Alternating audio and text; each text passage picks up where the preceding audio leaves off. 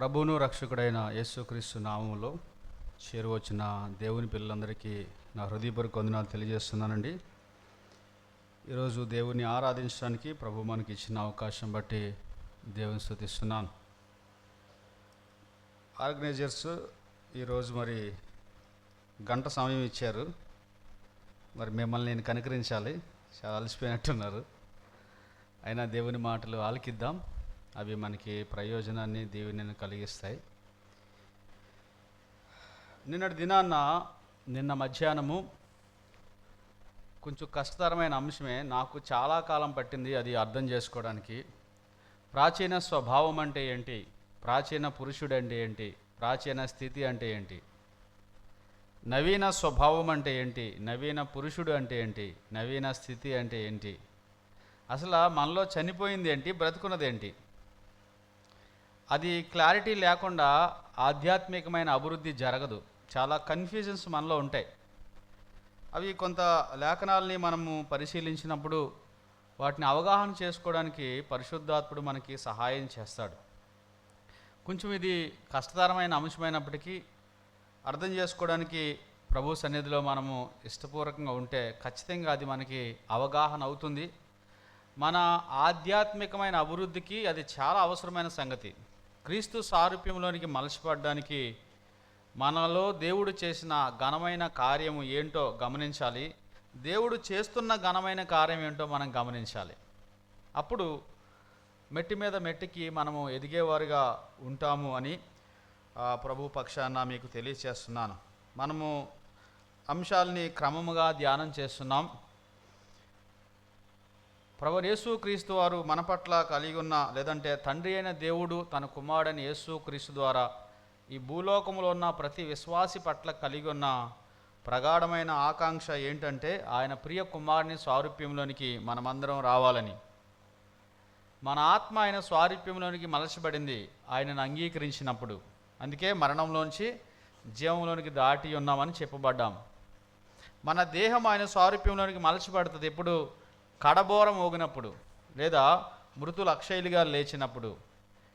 ఇప్పుడు క్రీస్తు సారూప్యం ఏ విభాగంలో ఏర్పడాలంటే మనసు మారి రూపాంతరం అవ్వడం వల్ల ఆయన పోలికలోనికి మనం మార్చబడుతున్నాం. కాబట్టి దేవుని ఆత్మ ఆయన రూపంలోనికి మార్చడానికి మనకు సహాయం చేస్తున్నాడని ఒక వర్తమానం విన్నాం. దేవుని వాక్కు కూడా ఆయన రూపంలోనికి మనల్ని మలచడానికి సహాయం చేసే ఒక సదుపాయం. దేవుని వాగ్దానాలు కూడా మనను ఆ పోలికలోనికి మార్చేవిగా ఉన్నవి. అయితే ఇప్పుడు ప్రభువు యేసుక్రీస్తుని అంగీకరించినప్పుడు మన ప్రాచీన పురుషుడు ఆయనతో కూడా సిలువ వేయబడ్డాడు అని రోమాపత్రిక 6:6 ఒకసారి మనం చదువుకుంటాం. ఒకసారి ఆరంభంగా వచనాన్ని మనం చదువుకుని ధ్యానాన్ని కొనసాగిద్దాం. చాలా నెమ్మదిగా చెప్తాను, ఎందుకంటే ఇది కొంచెం కష్టంగా ఉండే అంశం కాబట్టి ఆసక్తితో ఆలకించాలని మనవి చేస్తున్నాను.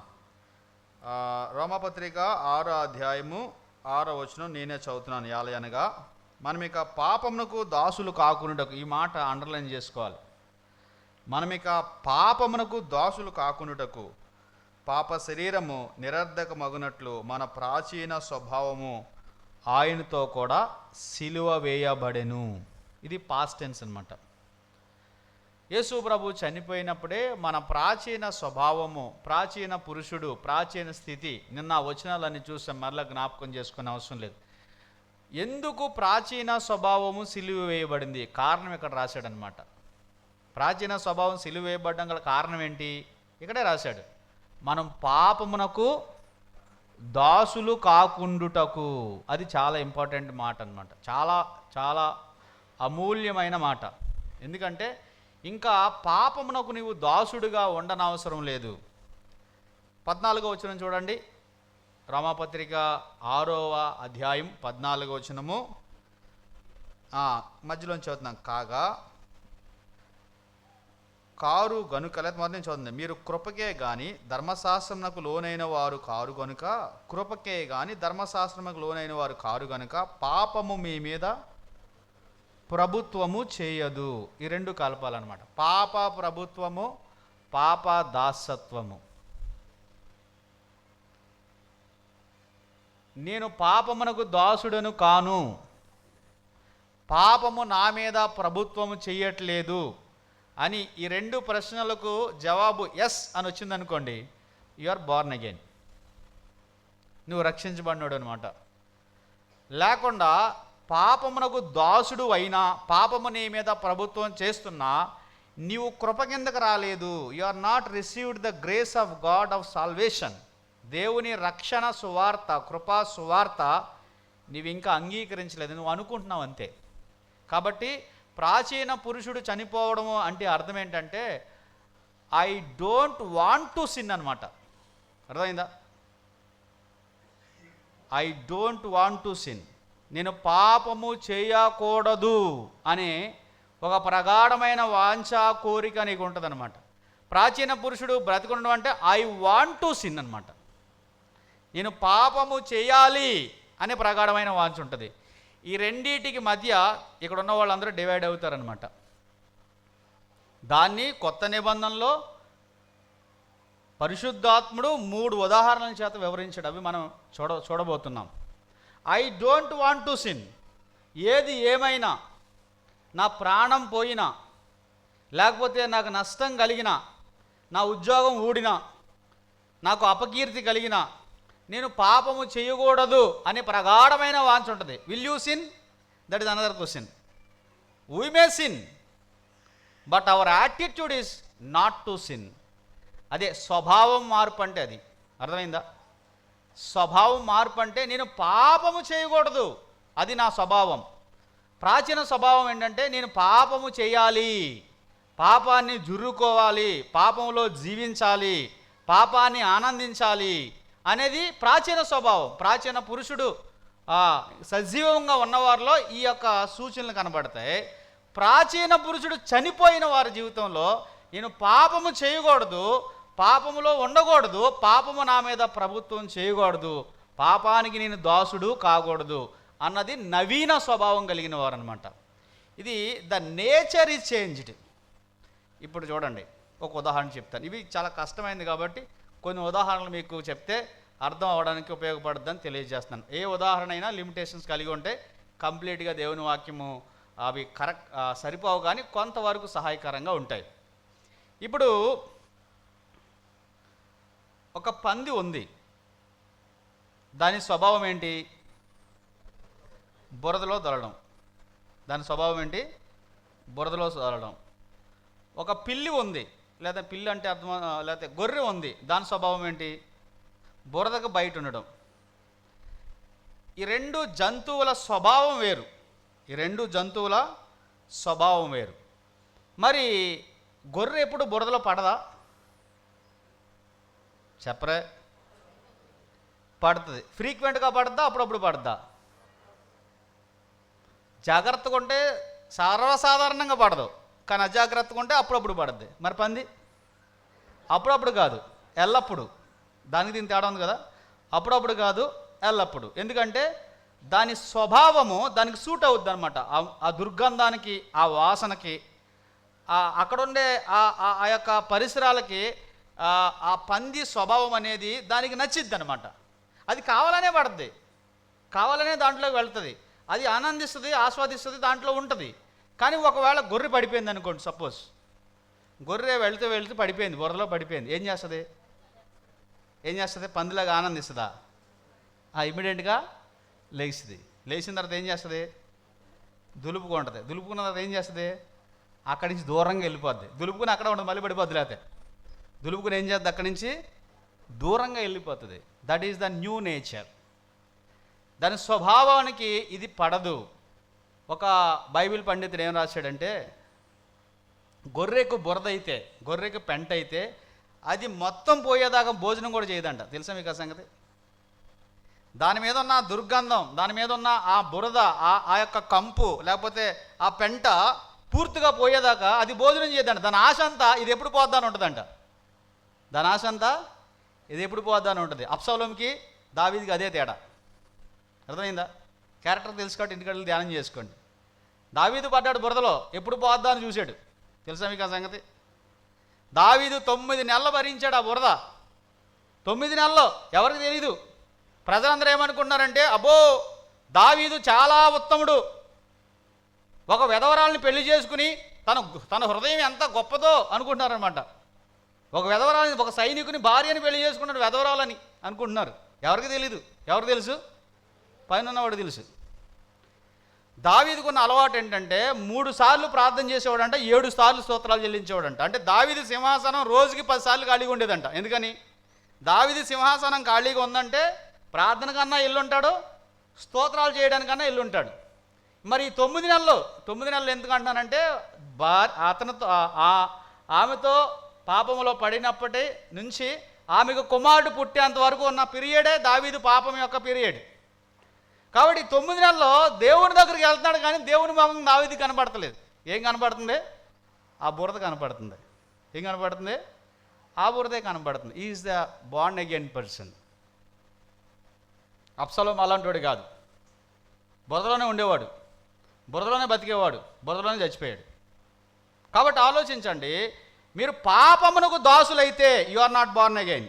నా మాటలు కఠినంగా ఉండొచ్చు, కానీ అది సత్యం. మిమ్మల్ని ప్రేమిస్తున్నాను కాబట్టి సత్యం చెప్తున్నాను. ఒకవేళ నువ్వు పాపానికి దాసుడు అయితే, పాపము నీ మీద ప్రభుత్వం చేస్తుంటే you are not born again. రాసి ఇస్తాడు పరిశుద్ధాత్ముడు సంతకం పెట్టి, ఎక్కడికి వెళ్తామని. పాపులందరూ ఎక్కడికి వెళ్తారో అక్కడికి వెళ్తామని.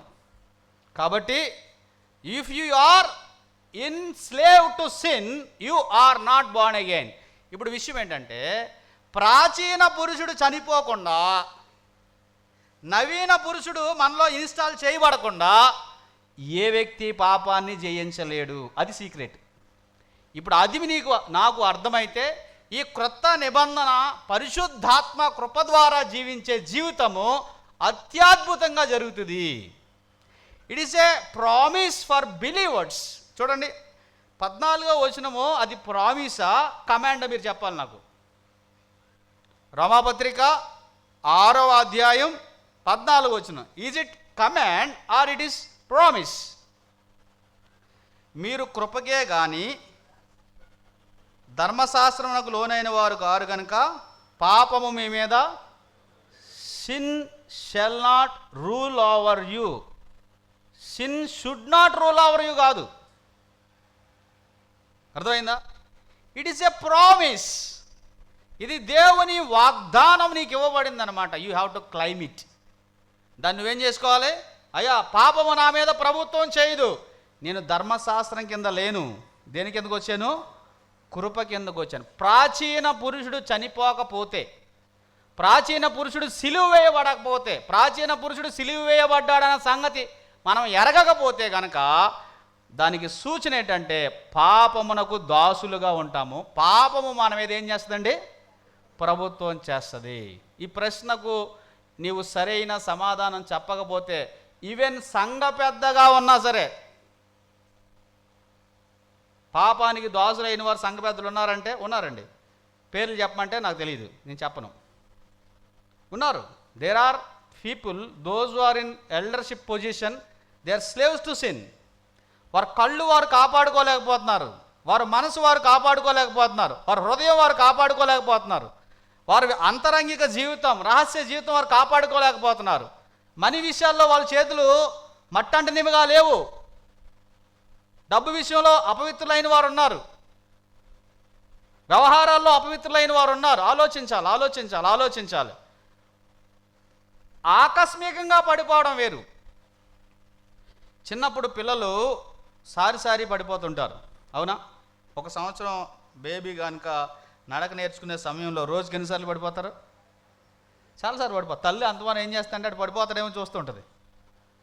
5 సంవత్సరాలు అయిన తర్వాత తగ్గుతుంది. ఇప్పుడు 25 సంవత్సరాలు వచ్చింది అనుకోండి, ఇప్పుడు రోజు పడిపోతున్నాను అనుకోండి, నన్ను ఏమంటారు? మెంటల్లీ ఇంబ్యాలెన్స్ అని అనాలి అంతే. వాడికి మెంటల్ ఇంబ్యాలెన్స్ అనమాట. ఆధ్యాత్మికంగా నువ్వు పెరిగే కొలది నీ ప్రాచీన పురుషుడు సిలువ వేయబడితే your falling in to sin is decreasing అనమాట. ఖచ్చితంగా జరుగుతుంది, అది ప్రోగ్రెసివ్. అందుకే నేను చెప్పాను, పాత నిబంధనలో మంచి ఉదాహరణ ఉంది. ఎందుకని? ప్రాచీన పురుషుడు ఎవరో ఫరో సైన్యం ఏం చేశారు? దేవుడే వారు చూస్తుండగా ఆ ప్రాచీన పురుషుడికి ప్రతీకగా ఉన్న ఫరో సైన్యాన్ని, చాలా బలవంతుడు ఫరో, ఆ రథాలు రౌతులు చాలా బలమైనవి, ఇశ్రాయేలీలు వారి స్వశక్తితో ఎన్నడూ వారిని గెలవలేరు. కానీ దేవుడే ఏం చేశాడండి, ఒక్క దెబ్బకే అందరినీ వేసేసాడు, ముంచేశాడు. కానీ కానాను దేశంలో చాలామంది ఉన్నారు, 7 జాతుల వారు, నిన్న మనం ధ్యానం చేసాం.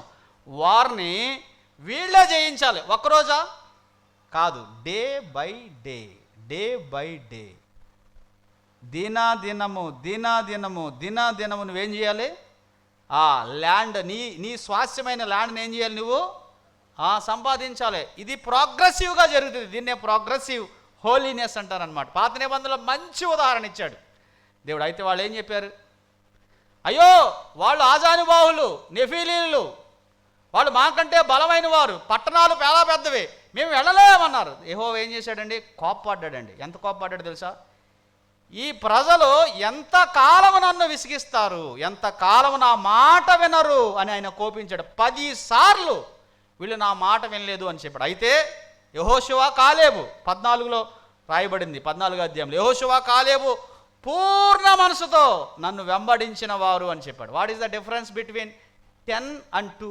12 మంది వెళ్ళారు. సంఖ్యాకాండం 13, 14 ఇంటికి వెళ్ళినారు, చదువుకోండి. 12 మంది వెళ్ళారు దేన్ని చూడడానికి, పాలు తేనెల దేశం చూడడానికి. 12 మందిలో 10 మంది ఏమన్నారంటే, మేము వెళ్ళలేం, మేము జయించలేం, మేము వారిని ఏ మాత్రం కూడా గెలవలేమని చెప్పి చెడ్డ సమాచారం తెచ్చారు.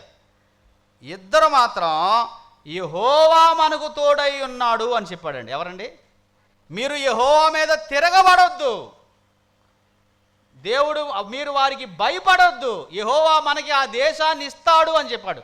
What is the gospel for the Israelites? ఇశ్రాయేలుకి సువార్త ప్రకటించబడింది అని మాట మనం విన్నాం కదా. చూడండి, ఎబ్రీ పత్రికలో ఆ మాట ఉంది. వాస్తవానికి 3 రెఫరెన్సెస్ చదివిద్దాం అనుకున్నాం కానీ ముందుకు వెళ్ళిపోతున్నాం. చూడండి, ఎబ్రీ పత్రికలో 3వ అధ్యాయంలో వారికి ప్రకటించబడిన సువార్త రాయబడింది. ఇప్పుడు మనకి కూడా సువార్త ప్రకటించబడింది.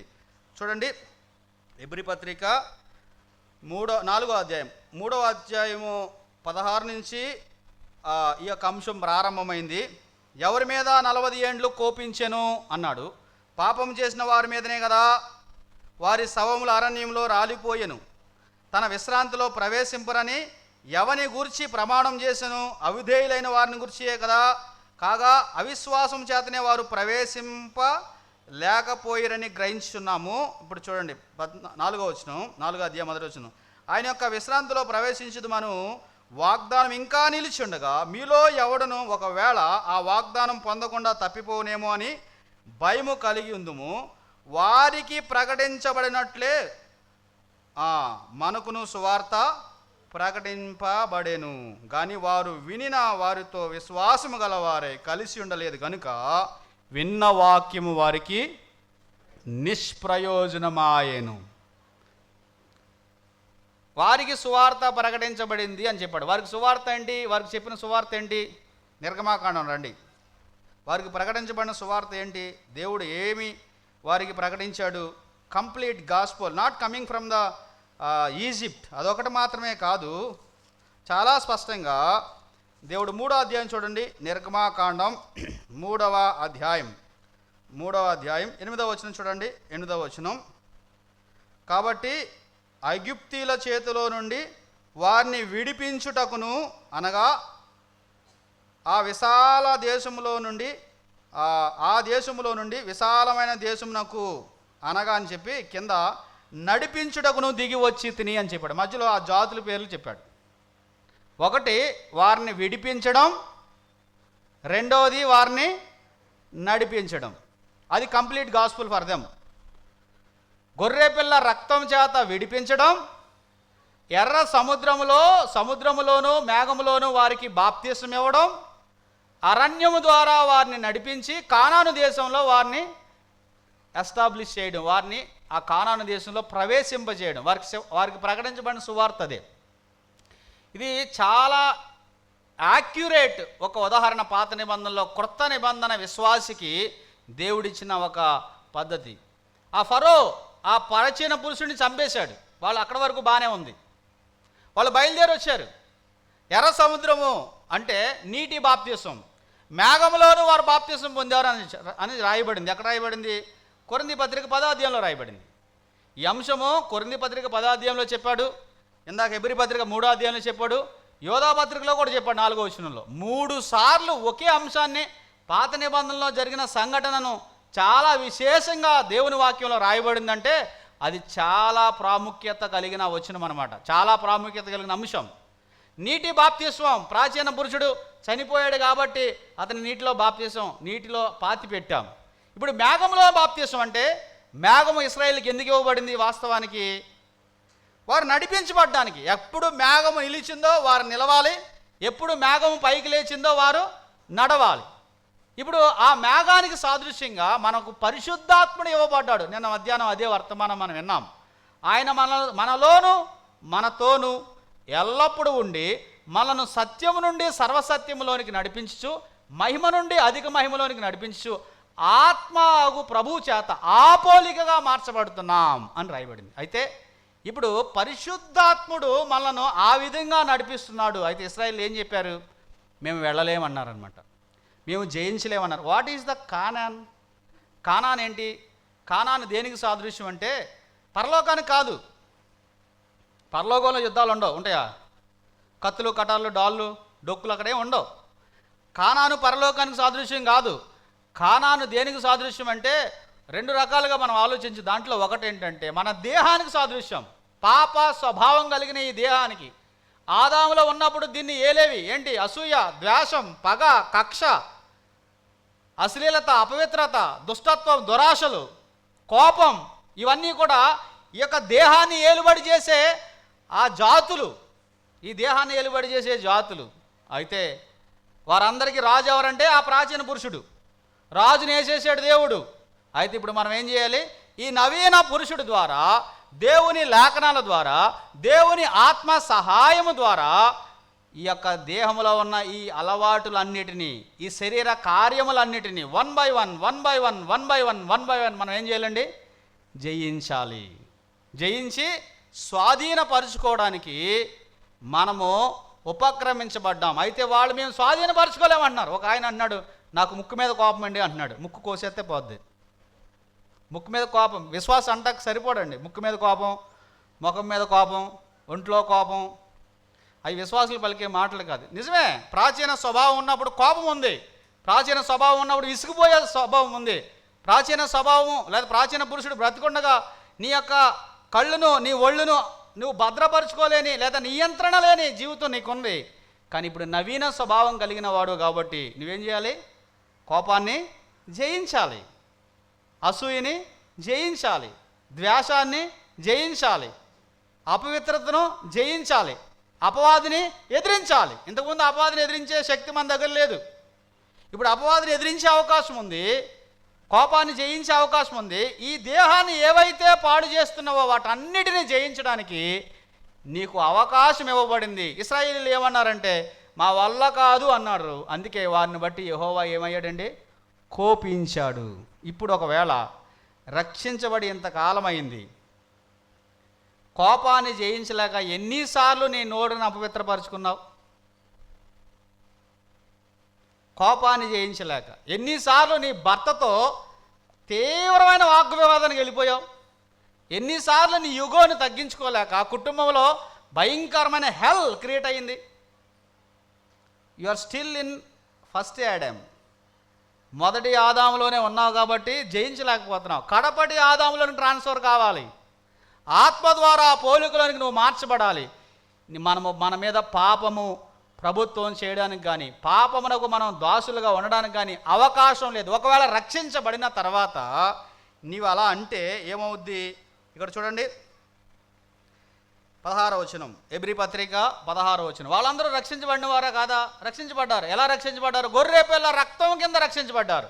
ఆ ద్వార బంధములకు పూయబడిన రక్తము ద్వారా ఆ సంహారపు దూత నుండి వారు రక్షించబడ్డారు. ఆ సముద్రములో బాప్తిసంలో వాళ్ళు పాలు పొందారు. కానీ వాళ్ళు ఏమంటున్నారు? వారి గురించి రాయబడిన మాట చూడండి 16వ వచనం హెబ్రీ పత్రిక 3:16. విని కోపం పుట్టించిన వారెవరు? మోషే చేత నడిపించబడి ఐగుప్తు నుండి బయలుదేరి వచ్చిన వారే కదా, ఎవరి మీద 40 ఏండ్లు ఆయన కోపించెను అన్నాడు. పాపము చేసిన వారి మీదే కదా 40 years ఆయన కోపిస్తూనే ఉన్నాడంట. ఎవరి మీదండి? వారి మీదే. చాలామంది ఏమనుకుంటారంటే, మంచి ఉద్యోగం వచ్చింది కాబట్టి దేవుడు నన్ను ప్రేమిస్తున్నాడు అనుకుంటారు, మంచి జీతం ఉంది కాబట్టి దేవుడు నన్ను ప్రేమిస్తున్నాడు అనుకుంటారు, మంచి ఆరోగ్యం ఉంది కాబట్టి దేవుడు నన్ను ప్రేమిస్తున్నాడు అనుకుంటారు, పిల్లలు కూడా బాగున్నారు, బాగా చదువుకున్నారు, దేవుడు నన్ను ప్రేమిస్తున్నాడు అనుకుంటారు.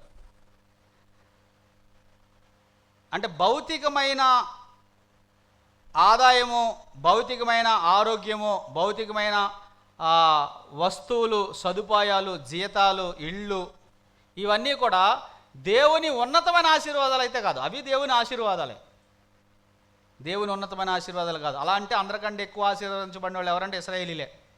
ఎందుకని? వంట చేసుకోక్కర్లేదు. ఎన్ని సంవత్సరాలు? మీరు ఎందుకు వెళ్తున్నారు ఉద్యోగానికి? చాలామంది ఉద్యోగానికి ఎందుకు వెళ్తున్నారు? రెంట్ కట్టక్కర్లేదు, ఏసీ బిల్ లేదు, ఎలక్ట్రిసిటీ బిల్ లేదు. ఎందుకని? మేఘం కింద ఏసీ, అగ్ని స్తంభం కింద ఎలక్ట్రిసిటీ బిల్లు, నైటు జోడు కొనుక్కోక్కర్లేదు, వాళ్ళు బట్టలు కూడా కొనుక్కోక్కర్లేదు, all free, everyday food fresh. మరి ఎవరు బాగా ఆశీర్వదించబడిన వాళ్ళు చెప్పండి? వాళ్ళ మనమా? వాళ్ళే. వాళ్ళ కోసం దేవుడు ఏమంటున్నాడు? 40 సంవత్సరాలు వారిని బట్టి నేను, దేవుడు ఆయన కోపం వారి మీద ఉన్నా ప్రతిరోజు వాళ్ళకి మన్నా పెట్టాడు, ప్రతిరోజు మేఘం వచ్చింది, ప్రతిరోజు అగ్నిస్తంభం వచ్చింది, ప్రతిరోజు ఫ్రెష్గా నీళ్ళు వచ్చాయి, పూరేళ్ళు. అబ్బో, మాంసం కావాలంటే ఎలుగెత్తి ఏడిస్తే నోటి నిండా తింటే ముక్కులోంచి వచ్చేదాకా తినారంట వాళ్ళు. రాయబడింది, కావాలంటే మీరు చదువుకోండి. అయినా అన్నీ ఇచ్చినా కానీ వారు యెహోవా మీద తిరగబడ్డారు అన్నాడు.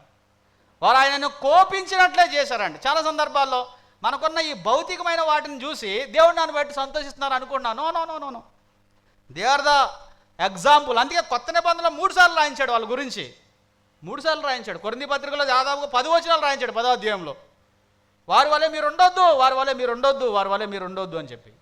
కాబట్టి వారు జయించవలసిన వారై ఉండగా ఓడిపోయారు, ప్రవేశించవలసిన వారుగా ఉండగా పారిపోయారు, వెన్ను తిప్పారు. ఆయన కోపించినట్టుగా మనం గమనిస్తున్నాం. వాళ్ళతో చెప్పాడు, మీరు 40 సంవత్సరాలు తిరుగుతారని చెప్పాడు. ఎన్ని సంవత్సరాలు అండి? 40 సంవత్సరాలు. ద్వితీయోపదేశకాండం చూడండి, ద్వితీయోపదేశకాండం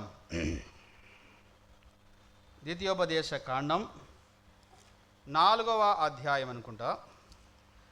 ద్వితీయోపదేశకాండం 2వ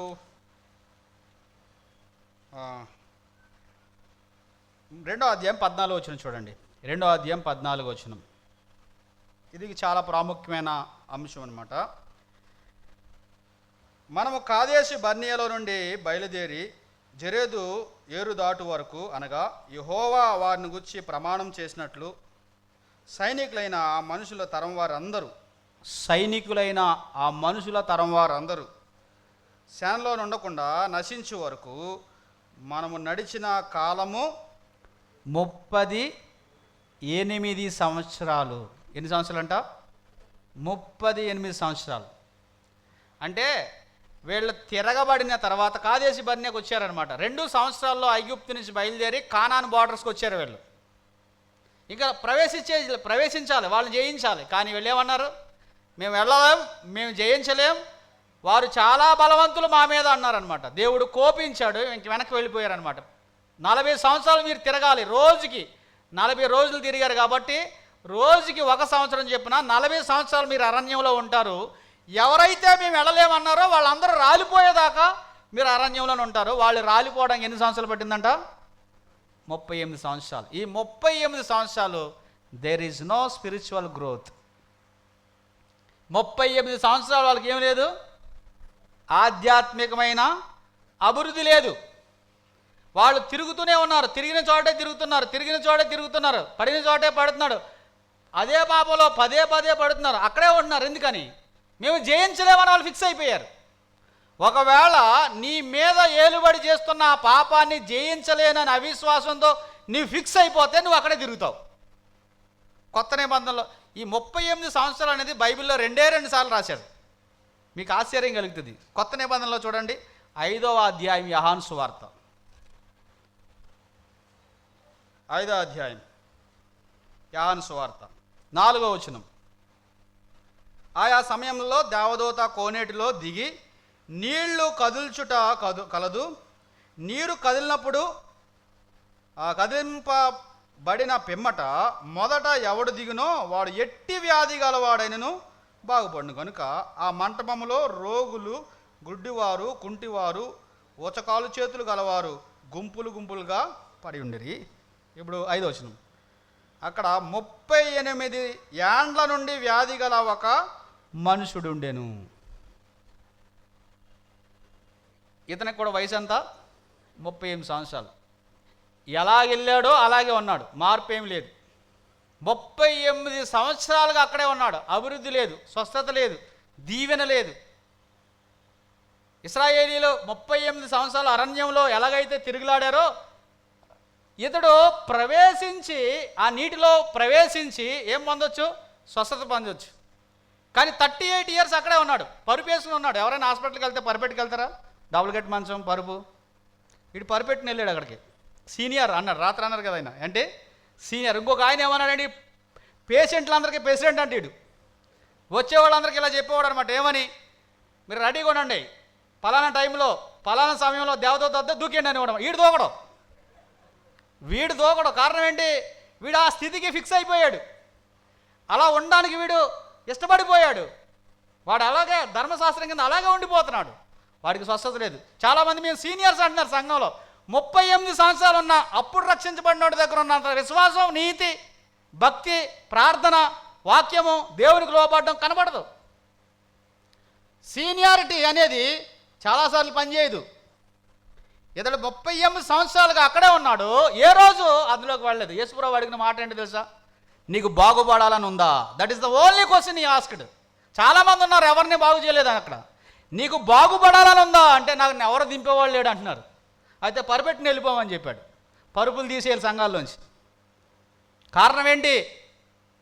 నీ సీనియారిటీ ఎందుకు ఉపయోగం? నువ్వు పాపాన్ని జయించలేవు, అసూయని జయించలేవు, తోటి సహోదరుని ప్రేమించలేవు, ఒక మాట పడలేవు, దీనత్వం చూపించలేవు, డబ్బు దగ్గర నమ్మకత్వం లేదు, మాట దగ్గర నిలకడలేదు, నిన్ను చూస్తున్న వారు ఎవరికీ మాదిరి లేదు. నీ పిల్లల్ని చూస్తున్నప్పుడు మా తల్లిదండ్రులు ఎలాగ ఉన్నారని బాధపడుతున్నారు. What is your seniority? For what your seniority? అక్కడ ఏమంటున్నాడండి, నీ పరుపెత్తిన పో, నువ్వు ఈ ప్రదేశాల్లో కనపడతావు, కుదరదని చెప్పాడు. అర్థమైందా? 38 సంవత్సరాలు వారు అరణ్యంలోనే తిరిగారు. కారణం ఏంటంటే మేము వెళ్ళలేము, మేము జయించలేము అని అవిశ్వాసం చూపిన కారణాన్ని బట్టి. అయితే యేసు ప్రభు జోక్యం చేసుకుంటే 38 సంవత్సరాల అచేతన స్థితిలో ఉన్న ఈ వ్యక్తి మరలా బయటికి వెళ్ళిపోయాడండి. Still you have hope. ఇంకా నీకు సమయం ఉంది, ఇంకా నీకు అవకాశం ఉంది. ఇప్పుడైనా సరే దేవా నిజమే, చాలా కాలంగా పలానా బలహీనత నన్ను పట్టి పీడిస్తుంది, పలానా పాపాన్ని నేను జయించలేకపోతున్నాను, పలానా పాపం నా హృదయానికి చాలా దగ్గరగా ఉంది, అది నీకు తెలుసు, నాకు తెలుసు, ఈరోజు నేను అది జయిస్తానని నమ్ముతున్నాను, నాకు నువ్వు సహాయం చేయంటే సహాయం చేస్తాడు. యేసుప్రభు దగ్గరికి 2 గుడ్డోళ్ళు వచ్చారు. చూడండి, మత్తయి సువార్త 9వ అధ్యాయం. మత్తయి సువార్త 9వ అధ్యాయం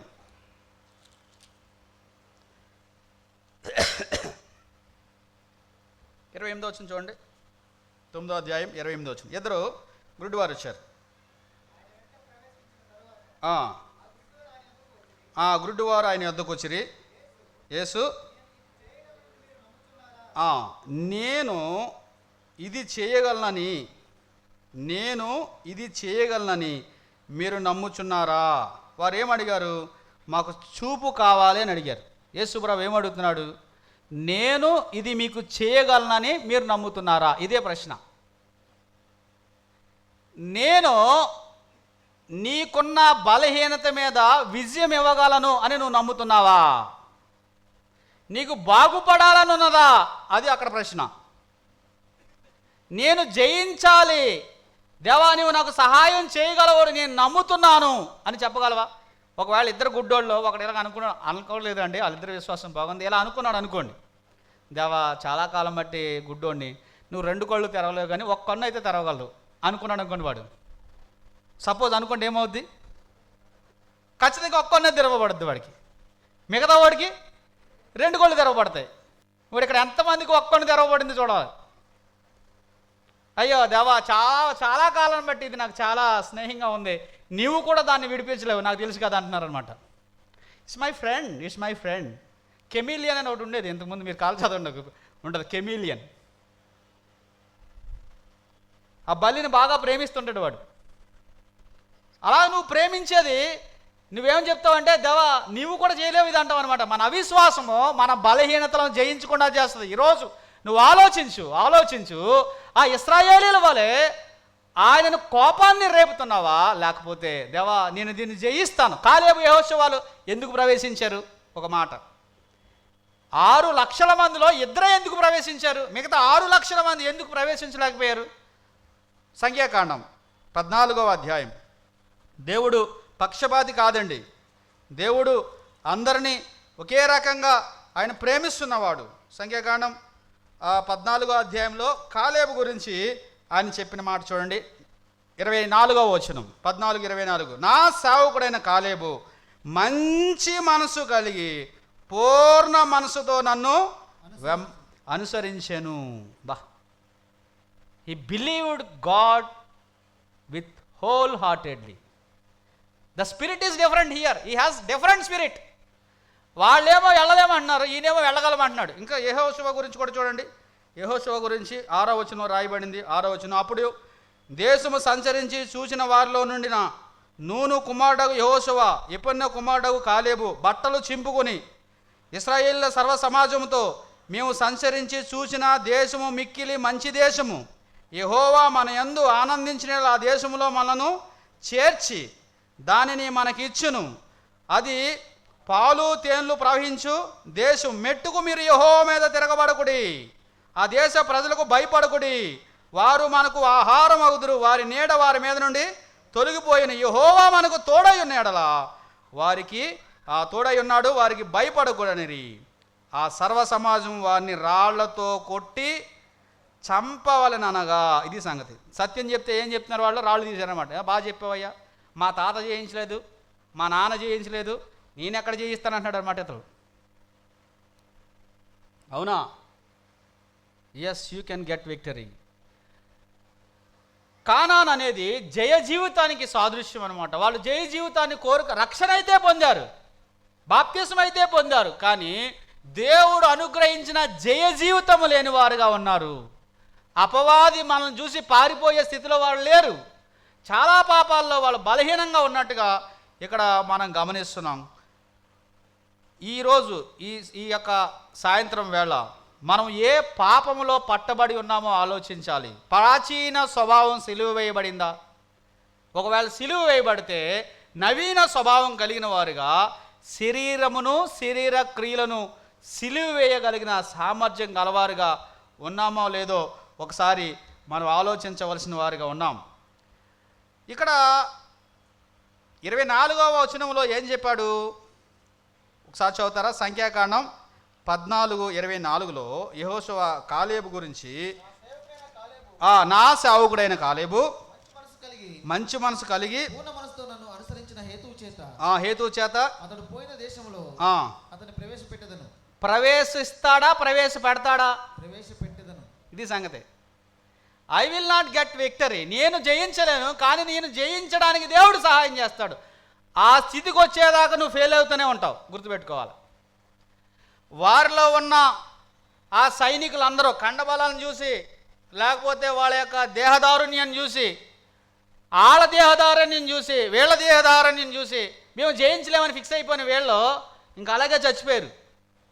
కానీ కాలేబును నేను ప్రవేశింపజేస్తా, నేను ప్రవేశపెడతా. Yes, is ready. ఇప్పుడు దేవుడు రెడీగా ఉన్నాడు. నువ్వు ప్రతి పాపమును జయించే సామర్థ్యం ఇచ్చి ఆయన కుమారుని సారూప్యంలో నేను మలచాలని ఆయన ఎంతో ఆశపడుతున్నాడు. నువ్వు ఒక్క అడుగేస్తే ఆయన 1000 అడుగులు వేస్తాడు. అసలు నువ్వు జయించాలనే సంగతి నీకున్న ఆశ కంటే ఆయనకి ఎక్కువ ఉంది. ఎందుకని? మనల్ని ఆయన తమ్ముళ్ళు చెల్లెళ్ళు అని చెప్పుకోవడానికి సిగ్గేస్తుంది దానికి. కాబట్టి కనీసం మనల్ని తమ్ముళ్ళు చెల్లెళ్ళు అని సిగ్గుపడతలేదు కాబట్టి అలా చెప్పుకోవడానికి మనం సిగ్గుపడుతున్నాం. కాబట్టి ఆ స్థితికి రావడానికి దేవుడు నీకు నాకు ఎంతో సహాయం చేయాలనుకున్నాం. కానీ మన అవిశ్వాసం ఏం చేస్తుంది తెలుసా? మనల్ని వెనకలాగేస్తుంది అనమాట. నేను జయించలేనేమో, నేను దీంట్లోనే ఉండిపోతానేమో. ఎంతమంది ఇలాగ బాధపడుతున్నారో ఈ రాత్రి వేళ, ఈ సాయంత్రం వేళ దేవుడు మనకి సహాయం చేయాలని ఆయన ఆశిస్తున్నట్టుగా. నీ మీద నువ్వు ఆధారపడకూడదు, నీ స్వశక్తి మీద నువ్వు ఆధారపడకూడదు. దేవుని ఆత్మ, నేను మొదటి నుంచి చెప్తున్నాను, దేవుని ఆత్మ నిన్ను బలపరుచుది. అబ్బా తండ్రి అని మొరపెట్టు ఆత్మను ఆయన మనకు అనుగ్రహించాడు. అబ్బా తండ్రి అని మొరపెట్టు ఆత్మను.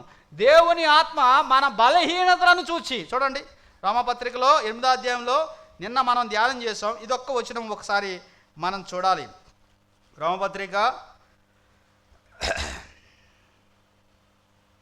26వ వచనం చూడండి, 8:26. అటువలనే ఆత్మయు మన బలహీనతను చూచి సహాయం చేస్తున్నాడు, తిడుతున్నాడా? మీరు ఎవరు చూస్తలేదు అనుకుంటున్నారేమో, ఆలోచించండి. ఆయన చూస్తున్నాడు. ఏం చూస్తున్నాడు? నీ బలాన్ని కాదు, నీ బలహీనతను. నువ్వు ఎక్కడ ఫెయిల్ అయిపోతున్నావో, ఎక్కడ విజయం సాధించలేకపోతున్నావో, ఎక్కడ జారిపోతున్నావో, ఎక్కడ నువ్వు బలహీన పడిపోతున్నావో, దేవుని ఆత్మ నీ బలహీనతలను చూసి నిన్ను హేళన చేయాలని కానీ, లేకపోతే నిన్ను తక్కువగా చూడాలని కానీ, నిన్ను నిరుత్సాహపరచాలని కాదు. ఆయన సహాయం చేసేవాడు, ఆదరణకర్త. నిన్న ధ్యానం చేశాం కదా, క్రీస్తు సారూప్యంలోనికి మలచడానికే దేవుని ఆత్మ మనలో నివసిస్తున్నాడు. ఆయనకున్న ప్రధానమైన టార్గెట్ అదే, మనకు ప్రమోషన్ ఇవ్వడం కాదు, ఈవెన్ ఆరోగ్యం కూడా ఇవ్వడం కాదు ఆయన ప్రధానమైన టార్గెట్. ఆయన ప్రధానమైన టార్గెట్ ఏంటంటే నన్ను ఆయన సారూప్యంలోకి మార్చాలి. దేవుని ఆత్మ మన బలహీనతలను చూసి మనకేం చేస్తాడంటండి? సహాయం చేస్తాడు. అందుకే ఏం చేయాలి మనము? చూడండి, అబ్బా తండ్రి అని మొరపెట్టుకును ఆత్మ మనకి ఆయన అనుగ్రహించాడు. 15వ వచనం చూడండి, ఏం చేయాలి ఆయన సహాయం చేయాలంటే? 15వ వచనం, యాలయనగా మనం భయపడుటకు 8వ అధ్యాయం 15వ వచనం రోమాపత్రిక, ఆ దాస్యపు ఆత్మను పొందలేదు కానీ దత్తపుత్రాత్మను పొందితిరి. ఆ ఆత్మ కలిగిన వారమై అబ్బా తండ్రి అని మొరపెట్టుకొనుచున్నాము అన్నాడు. చూసారా, అబ్బా తండ్రి. ఇక్కడ అబ్బా అనే మాట చాలా చాలా అలాగే రాశారనమాట. ఎందుకని రాశారు? అది అరమిక్ వర్డ్ అనమాట. అబ్బా అని అలాగే యాసిడ్గా అన్ని భాషల్లో తర్జుమా అయిపోయింది. అబ్బా అంటే తెలుగు భాషలో నాన్న అని అర్థం, నాయన అని అర్థం, తండ్రి అని అర్థం. అంత ఇంటిమేట్ రిలేషన్. నువ్వు దేవుని కుమార్తెకు అయిపోయావు, ఆయన రక్తంలో కడగబడ్డావు కాబట్టి, అయ్యా ఫలానా బలహీనత ఉన్నది, నాకు నువ్వు సహాయం చేయాలి.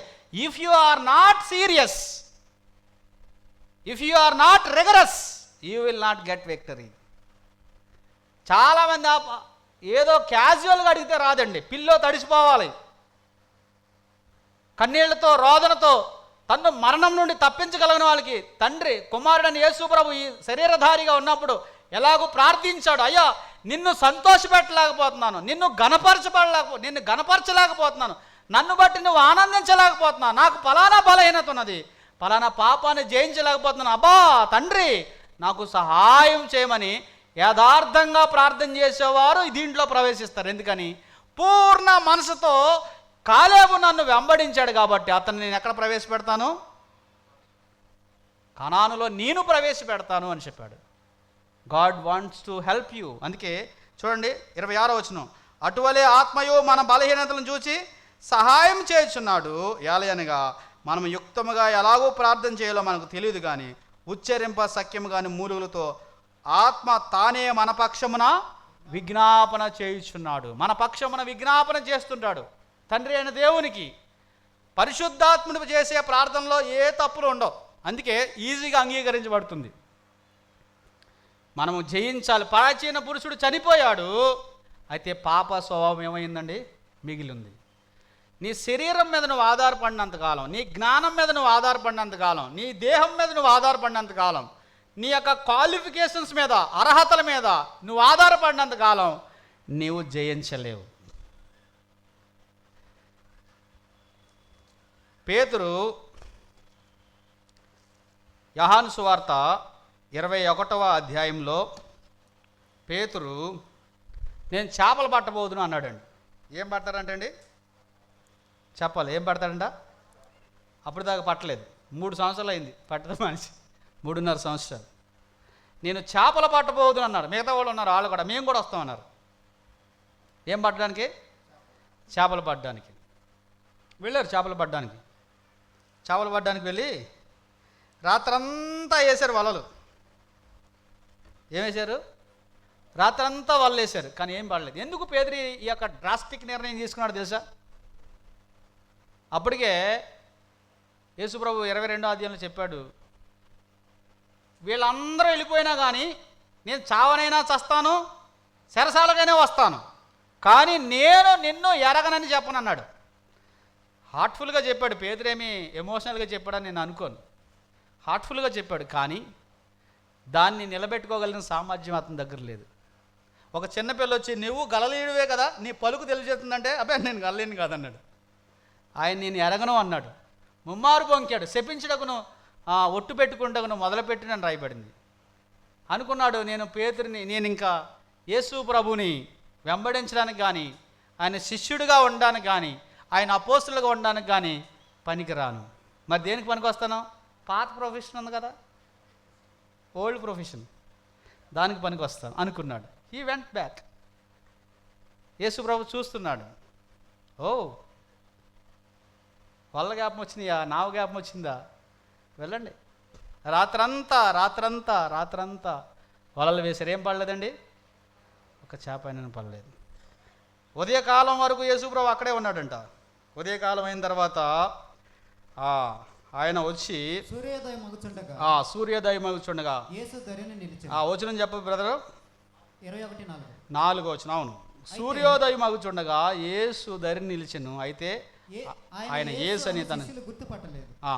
యేసు పిల్లలారా, చూడండి ఈ ప్రశ్న చూడండి, అద్భుతమైన ప్రశ్న అంటే గుండె తరుక్కుపోద్ది. ఏమన్నాడు? పిల్లలారా, భోజనంకు మీ యొద్ద ఏమైనా ఉన్నదా అని. చాలు. ఎంత మంచి ప్రశ్న. వీళ్ళు ఎన్ని సంవత్సరాలు ఉన్నారు యేసు ప్రభుతో? 3.5 సంవత్సరాలు. తిన్నారు, తిరిగారు, ఉన్నారు. యేసు ప్రభుని ఎలా గౌరవిస్తే అలాగే గౌరవించారు వీళ్ళని కూడా. యేసు ప్రభు శిష్యులు అంటే కాళ్ళు ఎగరేసేసేవారు వీళ్ళు. ఎందుకని? మామూలు కాదు. ఎందుకంటే ఆయన చూస్తుంటే, ఆయన శిష్యులు అంటుంటే మామూలుగా ఉండేది కాదు. అందరికీ స్వస్థతలు జరుగుతున్నాయి. 5,000 మందికి ఆహారం ఒంటి చేతుల మీద ఎగిరెగిరి పనిచేశారు వీళ్ళే. అంత రెస్పెక్ట్, అంత ఘనత, అంత అవన్నీ అనుభవించిన తర్వాత మళ్ళా పాత ప్రొఫెషన్కి వెళ్ళిపోయారు. ఒకవేళ యేసుప్రభు స్థానంలో నువ్వు నేనుంటే పిల్లలారా అంటారా, ద్రోహులారా అంటారా? నేనైతే ద్రోహులారా అంటాను అనమాట. ఎంత ద్రోహమా! 3.5 సంవత్సరాలు నాతో ఉన్నారు, నాతో తిన్నారు, నాతో తిరిగారు. నిన్న కాక మొన్న చనిపోతే 3వ రోజు వెళ్ళిపోయారు మొదలెట్టుకుని. పిల్లలారా, మీ వద్ద తినుటకు ఏమైనా. That is the heart of Jesus. He wants to see your need. నీ అవసరత చూస్తాడు ఆయన ముందు, నీ ఆకలి చూస్తాడు ఆ ముందు, నీ పొట్ట చూస్తాడు ముందు. రాత్రంతా అలసిపోయారా? నాకు దూరం అయితే అలసిపోతారు. రాత్రంతా తడిసిపోయారా? నాకు దూరం అయితే చల్లారిపోతారు. రాత్రంతా ఆకలితో ఉన్నారా? నాకు దూరం అయితే మీరు అలమటిస్తారు. పిల్లలారా, భోజనానికి మీ వద్ద ఏమైనా ఉన్నదంటే ఏం లేదు. వలయండి. 153 గొప్ప చేపలు. అంటే ఇంక మేము పట్టలేము అనే స్థాయికి వస్తేనే కానీ ప్రభువు వారికి ఏం చేయలేదు? సహాయం చేయలేదు. నేను అనేవాడు నీలో చనిపోకపోతే, అహము, గర్వము, అతిశయము జీరోకు రాకపోతే, నువ్వు అదే పాపంలో మరలా ఫెయిల్ అవుతుంటావు. కొంతకాలానికి శరీర సంబంధిగా మిగిలిపోతావు. You need to recognise your need to come over it first. దాని నుంచి బయట పడాలి అని అంటే నీ అవసరం ఏంటో నీకు తెలియాలి. మా దగ్గర చేపలు లేవు కానీ ఆకలి ఉన్నది. మా దగ్గర చేపలు లేవు, అలిసిపోయాం. మా దగ్గర చేపలు లేవు, చల్లారిపోయాం. Okay, then you are ready. పక్కనేయండి, కుడి పక్కనేయండి అని చెప్పాడు. శ్యాంబాబు గారు ఎలాగ అంటారు? Throw your net right side అంటారు. అప్పుడు దాకా రాంగ్ సైడ్ వేసారు అంటారు. వాళ్ళు రాంగ్ సైడ్ కాదు, రైట్ సైడ్ వేసారు, లెఫ్ట్ సైడ్ వేసారు, ఫ్రంట్ వేసారు, బ్యాక్ వేసారు. 2 సైడ్లు వేసినా ఏమీ రాలా. అర్థమైందా? నువ్వెన్నిసార్లు దేవుడు ఒక పనికి నేను పిలిచిన తర్వాత దాన్ని విడిచి వెళ్ళిపోతే, మనం పరిశుద్ధులకు పిలువబడ్డాం, నీతిమంతులుగా ఉండడానికి పిలువబడ్డాం, ప్రభు పిల్లలుగా ఉండడానికి పిలువబడ్డాం. ఆయన జీవవాక్యాన్ని చేతపట్టుకుని ఈ వక్ర జనాంగాల మధ్య జ్యోతుల వల్ల ఉండడానికి పిలువబడ్డాం. నువ్వు మరలా పాత జీవితానికి, గత జీవితానికి వెళ్ళిపోతానంటే he will not leave you. No. అలసిపోయారు. 153 చేపలు పడినాయి అంట. ఇప్పుడు పేతురు ఎన్ని చేపల కోసం కాలు ఎగరేస్తాడు? 153లో ఒక్క చేప కూడా గర్వంగా. అందులో పెద్ద పెద్ద చేపలు ఉన్నా కానీ ఒక్క చేప కోసం కూడా అతిశయించడానికి అవకాశం లేదు. ఎవరు సహాయం చేశాడు? ఒక పేతురు అనుకున్నా నేను స్కిల్ఫుల్ ఫిషర్మ్యాన్, చేపలు ఎలా పట్టాలో నాకు తెలుసు, గతంలో చేపల్లో నేను చాలా నిష్ణాతుడు అనుకున్నాడు. కానీ అదేమీ పనికిరాలా. నువ్వు ఒకసారి దేవుని చేతిలో చేయి వేసిన తర్వాత, ఆయన కొరకు జీవిస్తానన్న తర్వాత, నువ్వెంత దూరం వెళ్ళినా అది వెన్నెల కాసిన అడివే అవుతుంది తప్ప నీకు నిజమైన విజయం రాదు. నీకు ఆనందం ఉండదు, పాపంలో సంతోషం ఉండదు, లోకంలో ఆనందం ఉండదు. నిన్ను బట్టి నీకు అసహ్యమైన స్థితికి వెళ్ళిపోతావు, దుఃఖపడుతుంటావు, దీనావస్థలో ఉంటావు.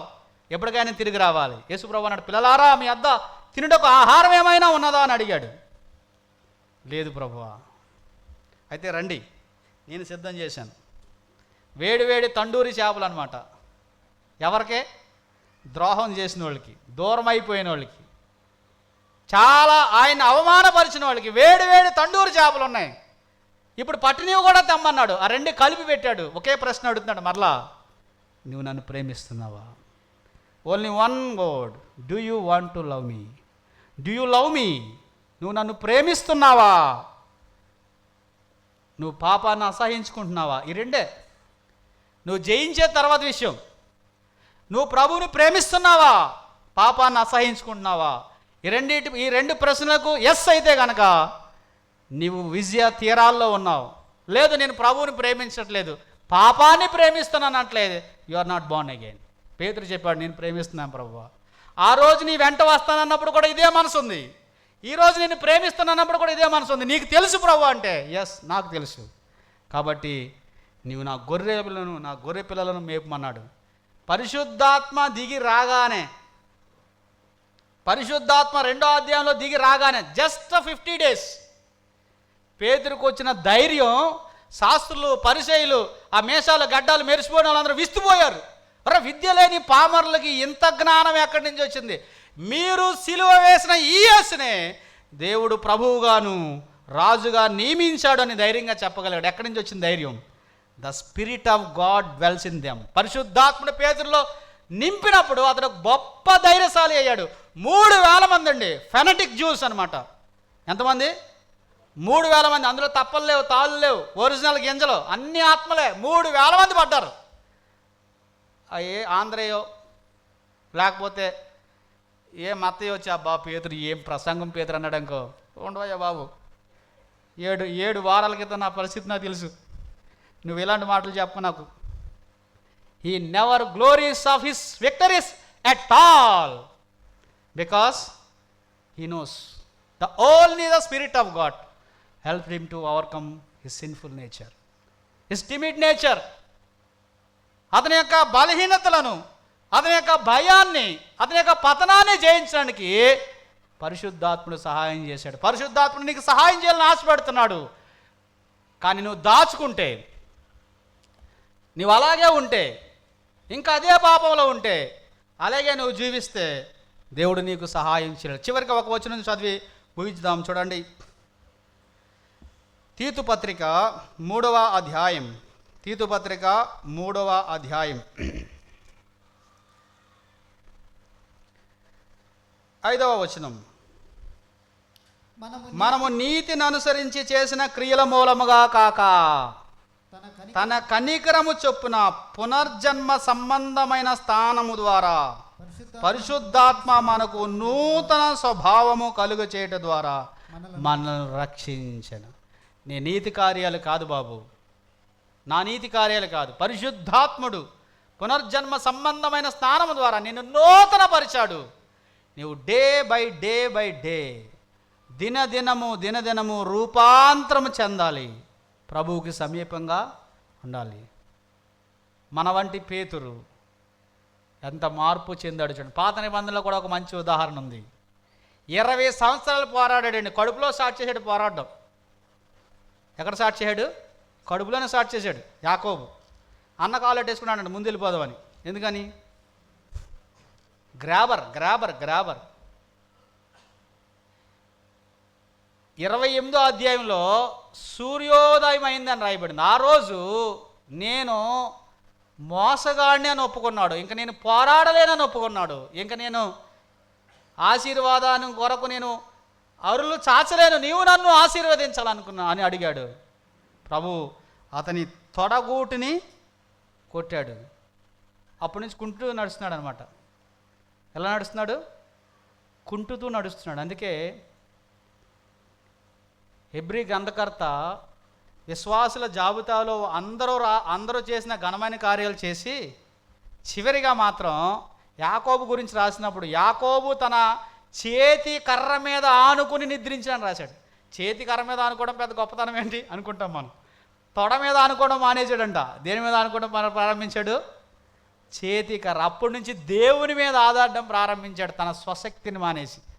చూడండి, ఆ తర్వాత యాకోబు జీవితం విజయవంతంగా ఉంటుంది. తన స్వశక్తితో, తన జ్ఞానంతో, తన తెలివితో, తన యుక్తితో, తన బలముతో చాలా చాలా చాలా చాలా ప్రయత్నాలు చేశాడు. No victory. మోషేని కూడా మీరు తీసుకోవచ్చు. బలంతో ఒకరిని చంపి కప్పెట్టాడు అనమాట. మోషే సకల శాస్త్ర ప్రవీణుడు అని రాయబడింది. కానీ నిర్గమకాండంలో ఏం చెప్తున్నాడు? అయ్యా నేను మాట్లాడలేను అని చెప్తున్నాడు. నాకు శక్తి చాలదు, నేను వెళ్ళలేను అంటున్నాడు. Just you are ready now. సకల శాస్త్ర ప్రవీణుడు, మాటల యందు ప్రవీణుడైన వాడు జీరో అయితేనే కానీ ఇశ్రాయేలుని విడిపించడానికి దేవుడు వాడుకోలేదు. Until unless you zero, God will not use you. మన నీతి కార్యాలను బట్టి కాదు, తన కృపను బట్టి, తన ఆత్మ ద్వారా తన నామాన్ని మహిమపరచుకోవడానికి అయోగ్యులమైన నిన్ను నన్ను ఆయన వాడుకోవాలనుకుంటున్నాడు. Will you keep your bowl clean? నీ యొక్క పాత్రను అర్హమైన దానిగా ఉంచుకోగలవా? ప్రార్థన చేసుకుందాం.